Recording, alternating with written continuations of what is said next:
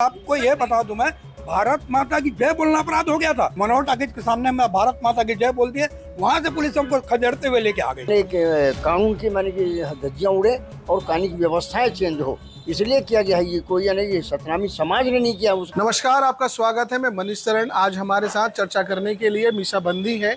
मीसा बंदी वो जो ठीक स्वतंत्रता संग्राम सेनानियों की तरह काम करते थे। आपातकाल के दौरान इन्होंने अपना जो है लोहा मनाया था। इसके एवज में जो है सरकार की तरफ से इन्हें कुछ जो है मानदेय या फिर राशि मिलती थी, लेकिन पिछली सरकार ने ये बंद कर दिया था।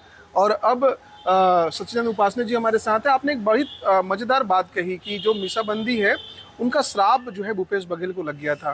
क्या कहने का आशय था आपका? नहीं, आशय का ये है कि जिस प्रकार की पीड़ा यातनाएं, मैं तो कहता हूं कि इंदिरा जी की भी सरकार जो ध्वस्त हुई थी आज़ादी के बाद से, लगातार जो इस देश में एक छत्र राज्य था, Indira is India, India is Indira कहा जाता था, उस को भी श्राप लगा था उन जेल में जिनको उन्होंने बंद किया था, और उनके श्राप से ही वो पूरी सरकार ध्वस्त हुई थी।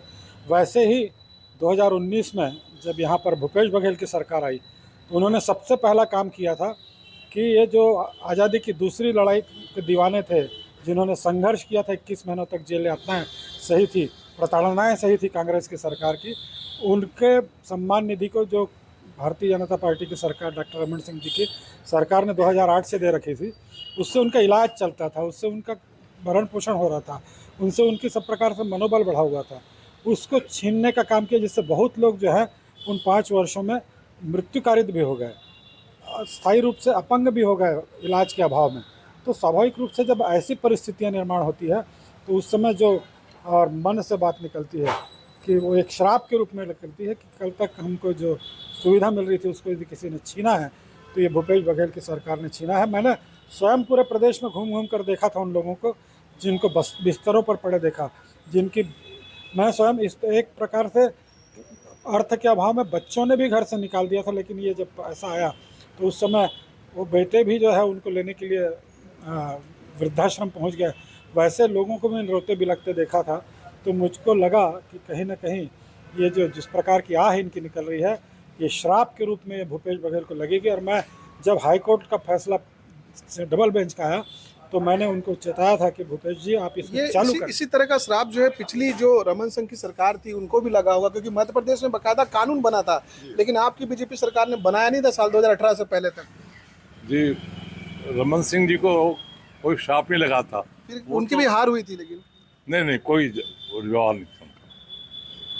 जी क्या बोल रहे हैं, हम समझ रहे हैं आप क्या बोलना चाह रहे हैं। मैं समझ रहा हूँ विषया बंदियों को तो उनने सुविधा दी थी, उनने छीना तो नहीं था ना। लेकिन कोई कानून नहीं बनाया, जैसा मध्य प्रदेश में बना था वैसा कानून नहीं बनाया, और श्राप लगा 2018 में, फिर 13 सीट 14 सीट में समेट गए। कानून नहीं बनाने के कारण श्राप नहीं ले सकता, वो छीने थोड़ी थे, वो तो हमको दे रहे थे ना।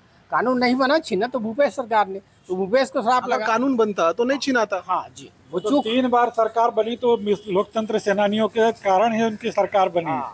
और फिर बाद में कानून नहीं बनाया उनके लिए, फिर बाद में भूपेश बघेल ने जो है वो पेंशन छीन लिया, तो श्राप जो है रमन सिंह को भी लगा जितना कि भूपेश बघेल को लगा। रमन सिंह को श्राप नहीं लगा है, जो देता है उसको श्राप कैसे लगेगा, जो छीनता है उसको श्राप लगता है ना। आप क्यों हंस रहे हैं?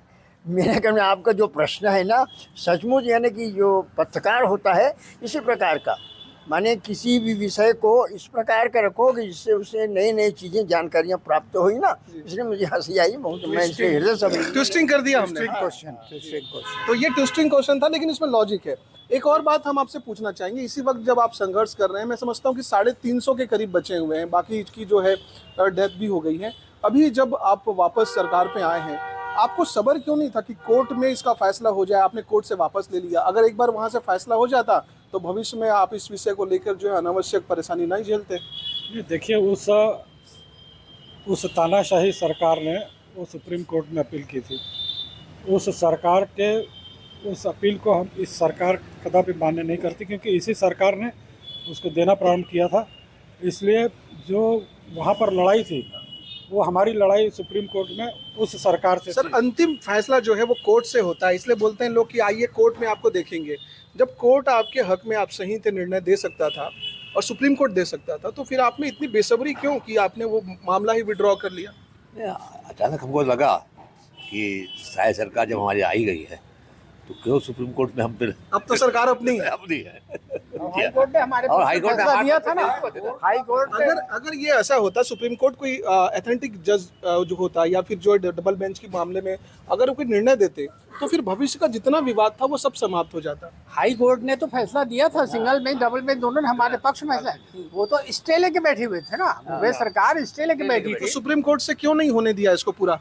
भाई हमारी सरकार आ गई है, वो स्टे को हमको वैकेट करना है। नॉन बीजेपी स्टेट में फिर भी हालत जो है खस्ता है। अगर सुप्रीम कोर्ट कुछ बोला होता तो हो सकता था कि ये बात अब दोबारा आपको इस मुद्दे पे राजनीति करते बनता नहीं आपको फिर।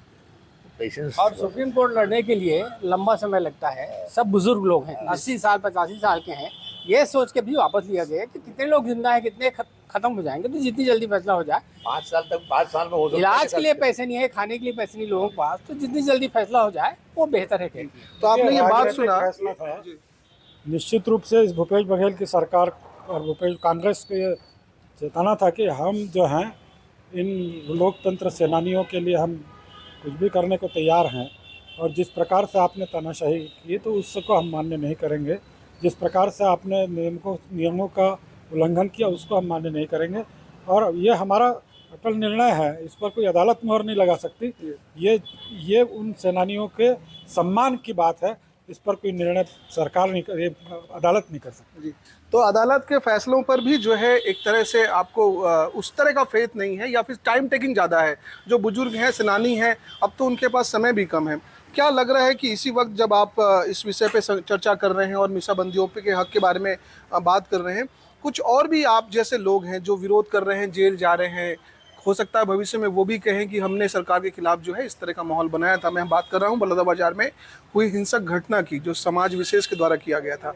ये जो विद्रोही स्वभाव के लोग होते हैं, आपके जैसे लोग होते हैं, कभी आपने किया था, अभी वो कर रहे हैं, कुछ सिमिलैरिटीज है आप में और उनमें? नहीं, देखिए, जब लोकतंत्र की हत्या हुई जिसमें आप जैसे लोग भी प्रताड़ित हुए हैं, वो सारे पत्रकार अंदर थे, बहुत सारे प्रेस की बिजली लाइन काट दी गई थी, पत्रकार भी परेशान और आम जनता परेशान। अरे आपको ये बता दूं, मैं भारत माता की जय बोलना अपराध हो गया था, हमको तो खाली इसीलिए गिरफ्तार किया, मनोहर टाकीज के सामने मैं भारत माता की जय बोल दिए, वहां से पुलिस हमको खदेड़ते हुए लेके आ गई।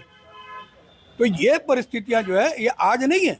आज ऐसा नहीं कि भारत माता की जय बोलने से आपको जेल डाल दें कि तेरी तानाशाही नहीं चलेगी, ये बोल दिए तो जेल डाल दिए। अरे आपने ईश्वर की उपासना करने में या फिर उनकी गरिमा को ठेस लगाने में भी इसी तरह का माहौल होता है। जो सतनामी समाज का आंदोलन है या जो उग्र रूप उन्होंने ले लिया है, वो भी किसी सर्कमस्टेंसेस में, मजबूरी में किया हुआ। लेकिन कानून को अपने हाथ में नहीं लेना चाहिए, आंदोलन को हिंसक नहीं होना चाहिए। हमारा आंदोलन हिंसक नहीं था, कहीं पर भी नहीं था। हम तो आपने भी कानून तोड़ा था, जेल गए थे। कानून हमने नहीं तोड़ा, कानून तोड़ के जेल नहीं गए हम तो आंदोलन कर रहे थे, तानाशाही के खिलाफ बोल रहे थे, तो हमको अंदर कर दिया। कानून हमने थोड़ी तोड़ा। आपके विरोध प्रदर्शन में और वो जो बलौदाबाजार में हो रहा था उसमें बहुत फर्क है। बहुत फर्क है, उसमें कहीं ये तुलना नहीं है यार। हमने देश के लिए किया। लेकिन जो कांग्रेस के नेता हैं वो इस बात से इत्तेफाक नहीं रखते। वो बोल रहे हैं कि जो पिछला सरकार था बीजेपी का और जो मौजूदा बीजेपी सरकार है, उन्होंने जो है जानबूझकर ऐसी स्थिति बनाई कि उनको समाज विशेष को आंदोलन करना पड़ा, कानून तोड़ना पड़ा, कानून अपने हाथ में लेना पड़ा। इस बात में कोई सच्चाई है क्या?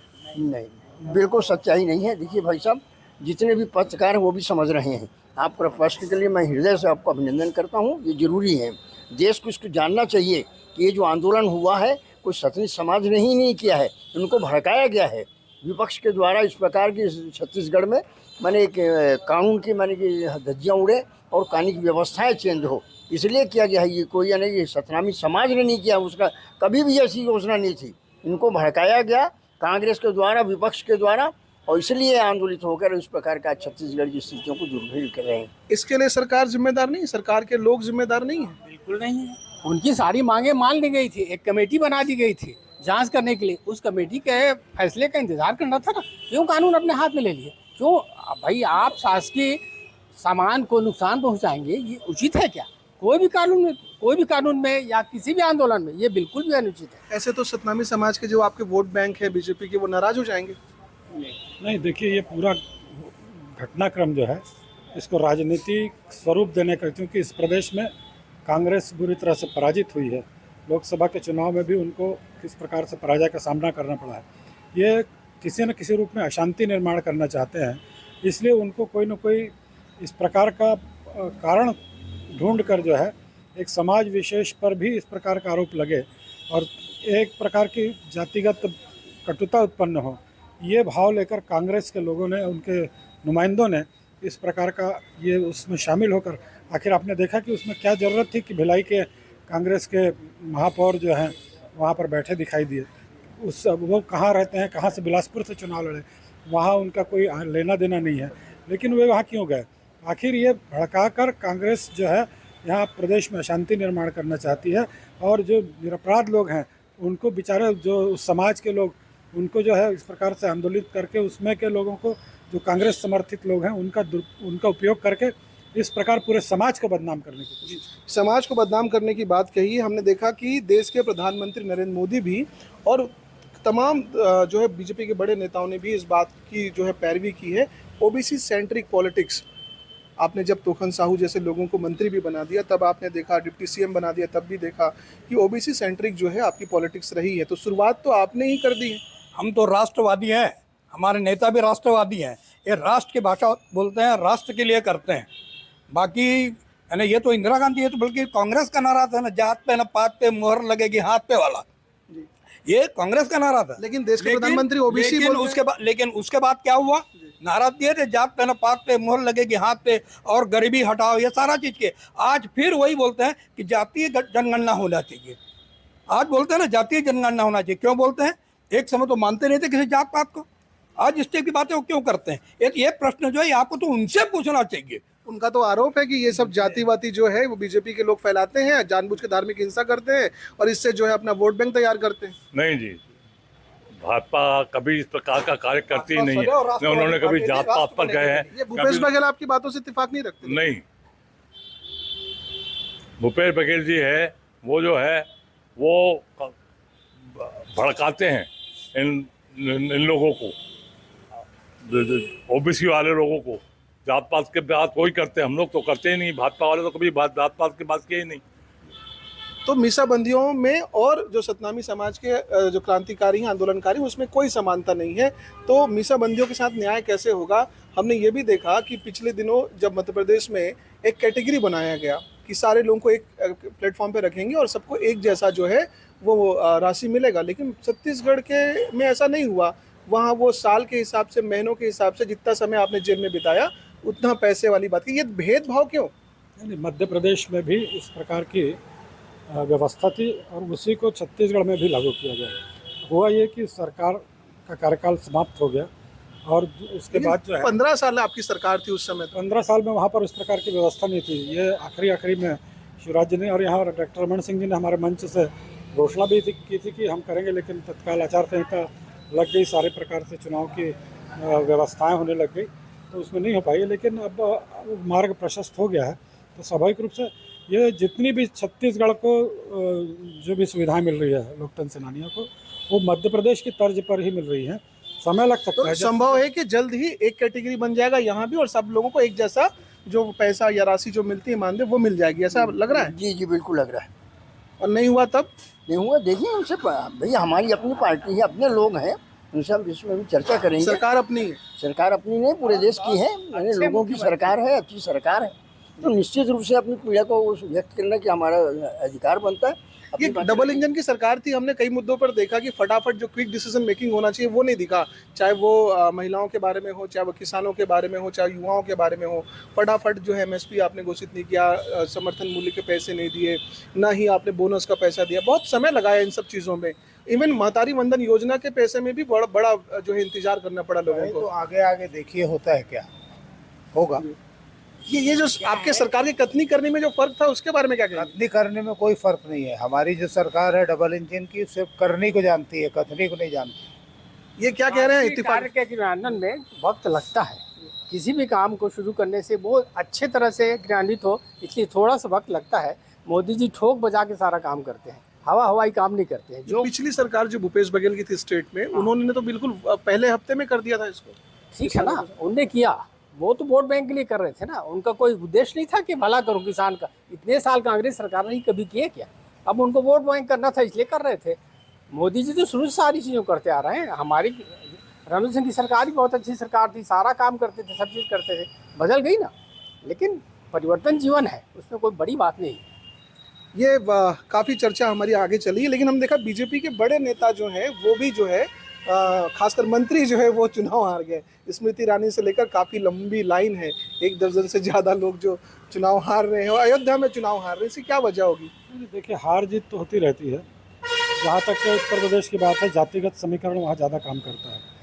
उत्तर प्रदेश की राजनीति जाति के इर्द गिर्द ही घूमती है और इस कारण से प्रत्याशी कैसा है, किस जात का है, वहाँ बहुलता किस जात की है, ये भी जो है बहुत काउंट करता है। मैं तो स्वयं कई बार उत्तर प्रदेश के चुनाव में गया हूँ, वहाँ पर मैंने देखा है कि पार्टी के अंदर भी उस प्रकार की बातें होती है वहाँ पर, हर पार्टी में। तो ये उसको कोई अयोध्या वाला क्या सीन रहा होगा? अयोध्या में भी करीब कमोबेश जो है यही है। अयोध्या से जीते हैं हम ना, ये बता दें। फैजाबाद जो है वो फैजाबाद संसदीय क्षेत्र है और प्रॉपर अयोध्या जो है, अयोध्या विधानसभा से हम जीते कहने हैं। की माइनॉरिटीज जो मुस्लिम है उन्होंने वोट नहीं किया। नहीं दिया होगा, नहीं दिया होगा। काफ़ी राजनीति आप समझते हैं, ये डबल इंजन की सरकार है। लग रहा है कि मीसाबंदियों को अब जो है कल्याण देखने को मिलेगा, जबकि आपकी संख्या महज 350 पहुंच गई। नहीं तो जितने लोग जीवित रहेंगे उनको मिलेगा, निश्चित रूप से मिलेगा। ये जो साल बीच में गैप थे उसका भी पैसा मिलेगा आपको? न तो मिल गया ना, तो पैसा दे ही रहे हैं। जो 5 साल पूर्व का पैसा है वो तो शायद ही दे रहे हैं। इसके लिए मौजूदा सरकार के कृतज्ञ हैं आप? मोदी सरकार भी है, मोदी सरकार के कारण ये कार्य हो रहा है। तो आप थे मीसाबंदी जिन्होंने बेबाकी से सारे विषयों का जवाब दिया है। ये भी बताया है कि एक आंदोलनकारी या प्रदर्शनकारी और दूसरे आंदोलनकारी और प्रदर्शनकारियों में क्या फ़र्क है, सरकार से क्या उम्मीदें हैं इनको, और पिछली सरकार के अनुभव के आधार पर अब इनको अपने भविष्य के लिए चिंता जो है वो कम हो गई है और मौजूदा जो विष्णुदेव साय हैं उनकी सरकार पे ये काफ़ी राहत ले रहे हैं। डबल इंजन की सरकार ने इन्हें काफ़ी भरोसा दिलाया है। देखना ये होगा कि निकट भविष्य में जब ये आगे बढ़ते हैं साल दर साल, इनकी जो अपेक्षाएं हैं वो कितनी पूरी होती है और कहीं ऐसा तो नहीं कि पिछले साल 2018 की तरह जो है इनको एक बार फिर से ठगा हुआ महसूस होगा। हालांकि इनकी ऐसी उम्मीद नहीं है। साथ ही इन्होंने ये भी उम्मीद जताया है कि जल्द ही जो है उनकी सारी समस्याओं का निराकरण मोदी सरकार और प्रदेश की विष्णुदेव साय की सरकार है वो करने पाएगी। कैमरा पर्सन इम्तियाज के साथ मनीष शरण, छत्तीसगढ़ तक, बिलासपुर।